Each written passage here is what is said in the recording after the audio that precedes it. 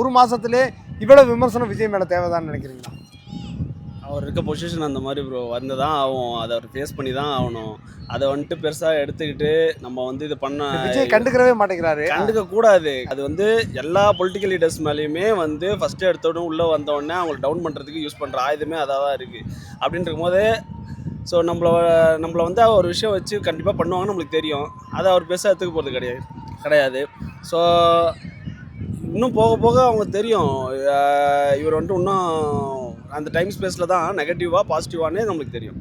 அந்த தெரியாமல் நம்ம வந்துட்டு எதுவுமே பேசவும் கூடாது. இன்றைக்கி நான் வந்து அவர் சப்போர்ட் பண்ணுறேன்னு வச்சுக்கோங்களேன், நான் வந்துட்டு ஓட் பண்ணல அவருக்கு, இருந்தாலும் நான் அவர் சப்போர்ட் பண்ணி பேசுகிறோம் அப்படின்னாவே இந்த 1 மந்த் ப்ராக்ரஸில் இப்போ கூட வந்துட்டு பக்கத்தில் இதில் ஐநாவரத்தில் ஒரு இதுவாச்சு, சிங்கப்பெண் இதில் வந்துட்டு ஃபஸ்ட்டு ஒரு இதுவாச்சு.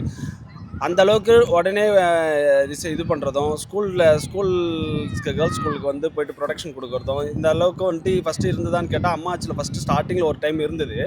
அது நான் ஸ்கூல் படிக்கிற டைமில் இருந்தது. அதுக்கப்புறம் இவ்வளோ கேப் இருந்தது, நடுவில் எவ்வளோ பிரச்சனை வந்துச்சு, இது வந்துச்சு, ஏன் அந்த ப்ரொடெக்ஷன் கொடுக்கலான்னு கேட்கலாம்ல. அப்போ ஒருத்தர் மேலே ஒன்று வச்சுன்னு போகணும். நம்மளுக்கு 5 இயர்ஸ் வந்திருக்கு, ஒரு சேஃபான ஆட்சி நம்மளுக்கு கிடச்சிருக்குன்னு நம்மளுக்கு தோணுதா, நம்ம வந்து ட்ராவல் பண்ணி நம்மளோட முன்னேற்றத்தை வாங்கணும்.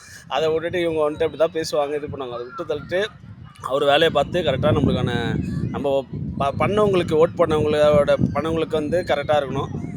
அதுக்கப்புறம் இப்போ நெக்ஸ்ட் டைம் வந்தாருன்னா நான் போகிறது கூட வாய்ப்பு இருக்குது.